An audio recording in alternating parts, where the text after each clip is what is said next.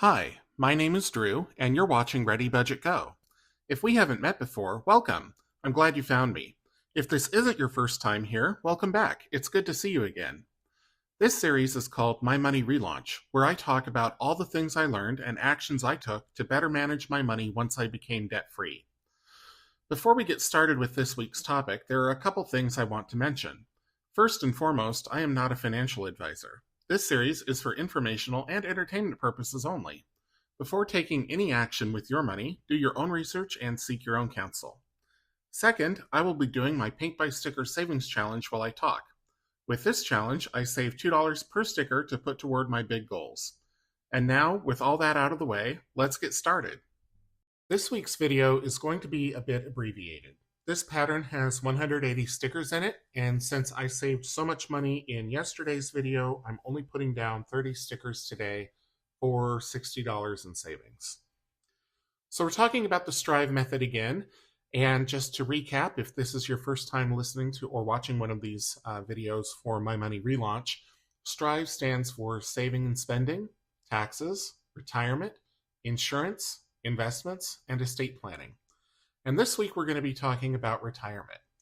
So when you get out of debt, and again, that's where this is all coming from, is what I developed for myself once I became debt free. And I focused 1 month on each of the 6 different areas of Strive. Don't necessarily have to do them in order. In fact, it's probably better if you don't do them in order, but just do whatever makes the most sense for the season that you're in. So retirement, I think, and I'm certainly not immune to this, but I think a lot of people, when they're in debt and they're trying desperately to get it paid off, they will stop contributing to their retirement, whether that is through an IRA or an employer-sponsored plan or whatever it is. Saving for retirement takes a back seat to getting debt paid off. And that certainly was true for me. I was laser focused on getting that debt paid off, and being where I am now, I certainly regret it. If I'd known then what I know, well, and I kind of did know it in the back of my head, but I'll say if I knew then what I knew now, I would have taken longer to pay off the debt and still contributed to my retirement account. And the reason is that my employer at the time contributed or matched 4% on 5% contribution. So I put in 5% of my money into the 401k plan. My employer would kick in a 4% match. So essentially, you're getting an 80% return on your money up front because 4 is 80% of 5.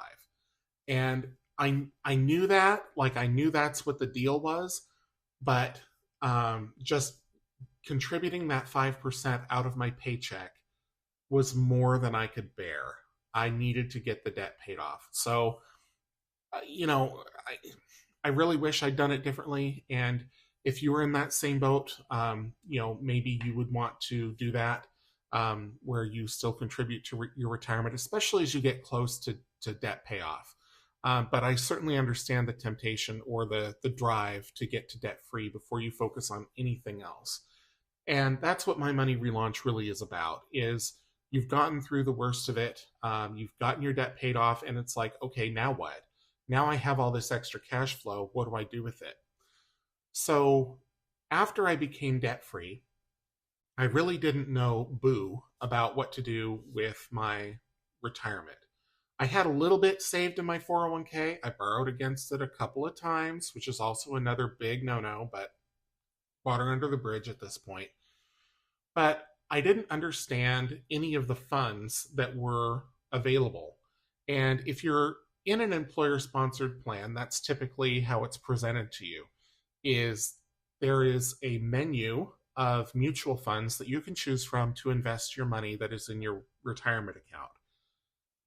And those mutual funds are selected by the plan administrator in consultation with your employer. And periodically they change, every few months, and that's true to this day. They'll pull one fund out and put another one in. There's some that are just going to stay around forever. Generally, index funds like the S&P 500 index fund is usually always an option. And the target date retirement funds, those tend not to go anywhere. A target date fund, if you don't know, is where you pick, it's usually in 5-year bands. Some plan administrators may offer it for every single year there is. But you pick the year that you want to retire, or about the year that you want to retire, and you invest your money in it. And as you get closer to retirement, as you age, the investment mix becomes more conservative. So you're very young, it's a very aggressive asset mix because you have so much time on your side before you're going to start drawing that money down, that your risk profile should be a lot higher. When you get closer to retirement age, you don't want to be, subject to a potential 50% decline in the market, or, some of those wild swings like we saw in 2007, 2008.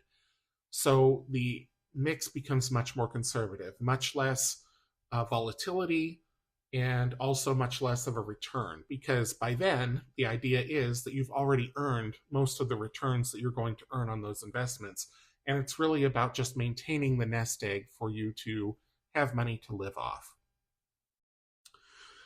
So when taking on retirement as a focus area, the first thing that I did was I called up my employer, my human resources department, and I asked them to explain the retirement benefit to me. Now, I had already participated in the past. I stopped contributing to focus on debt, but now I was getting back into it. So I said, just treat me like I'm a new hire, explain everything to me. And they did. And your HR department will be able to explain to you the parameters of the plan. Generally speaking, they cannot advise you on what investments to make. But if you lack confidence, which most people do, I certainly did, they will be able to give you the phone number for the plan administrator, and you can call them and talk to an advisor who can advise you because they are qualified to do so. So what you would do is you would call up the plan administrator and you would say, okay, here's my age, here's when I want to retire, here's my risk profile, to the best extent that you can articulate it to them. And they will go through some of the funds that are available in your plan. And then once you've kind of narrowed down what the most appropriate funds would be, ask them for a prospectus. And they can mail this to you, email it to you. You can go to their website and download it, but ask them for it. And if you don't know what a prospectus is something that every mutual fund and every ETF has, that basically says, here's the goals of this fund as far as what kind of stocks and bonds we want to buy, and the risk profile, whether it is high risk or low risk, whether it is focused on dividends or focused on growth. It has some of the top, usually it will have a list of the top holdings of that fund. So the top 5 stocks, for example. It will list the expense ratio, which is the fees associated with owning that fund. And it will tell you who the fund administrators are, or the fund managers, essentially. And those are the people who are making the decisions about what stocks go into the fund and what stocks come out. And it will tell you, usually in a prospectus, it tells you a little bit of biographical information about each of the fund managers. It tells you how long they've been with whatever firm owns that mutual fund. And it will tell you how long they've been a manager of that fund. And there's usually more than one. Usually most mutual funds have at least 3 that I've seen. Some may have more, some may have 2, but usually it's more than one, because you don't want to have just one person in charge of a mutual fund, no matter how good they are. So get the prospectus through whatever method is easiest for you and read it. And what I would do is, or what I did, is I would go through and I would read it and I would have a highlighter. And anything that I didn't understand, I would go through and highlight. And then I would call up the fund administrator again, and I would say, okay, I'm looking at this mutual fund, whatever it is, and I would say, I'm on page 1, I don't understand this. Can you explain that to me? And keep asking questions until you understand and have the confidence to know which funds are right for you. you know, consulting with one of these advisors, they are not out to get you.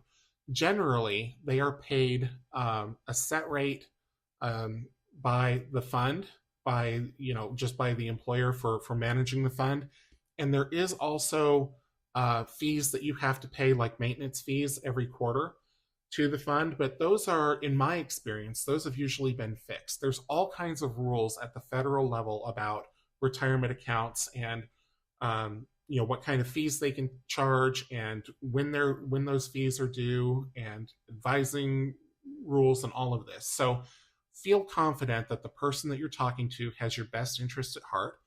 If you're unsure, ask them, are you a fiduciary? If they say no, say, I'm talking to the wrong person, I need to talk to a fiduciary. But for retirement accounts, they should all be fiduciaries.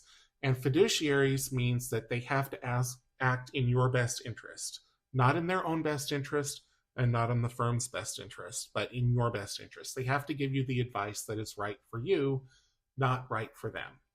So I think in many cases, people don't want to deal with investments because they immediately feel overwhelmed. But what I would say to that is everyone's always our own worst critic, right? We all have that inner voice that says, you're never going to understand this. It's too complicated, but stick with it. I am no genius when it comes to finance or money or investing or anything like that. But I knew that I had to learn it in order to have confidence, not to master it, but just to be able to proceed with confidence. And that doesn't mean I don't make mistakes, but it means I at least know what it is that I'm buying when I make an investment decision. And if I can do it, anybody can do it, honestly. Have faith in yourself. It is kind of painful, honestly, but the same is true of any profession where there's jargon, and that's most of them. I mean, if you were a layperson and you walked into a hospital and they started throwing all these medical terms at you, you'd be lost. Just as I would. I mean, I wouldn't know what any of those meant, but go to medical school, get an MD, then you know what those words mean. Same is true with finance. You'll learn it at least well enough to be confident, and that is the important thing. So thank you so much for listening and for watching. If you chose to watch me struggle with these stickers as I do every week. Next week, we will be talking about insurance. And if you enjoyed the video, please leave a thumbs up, drop me a comment down below, and until I see you in the next one, take care.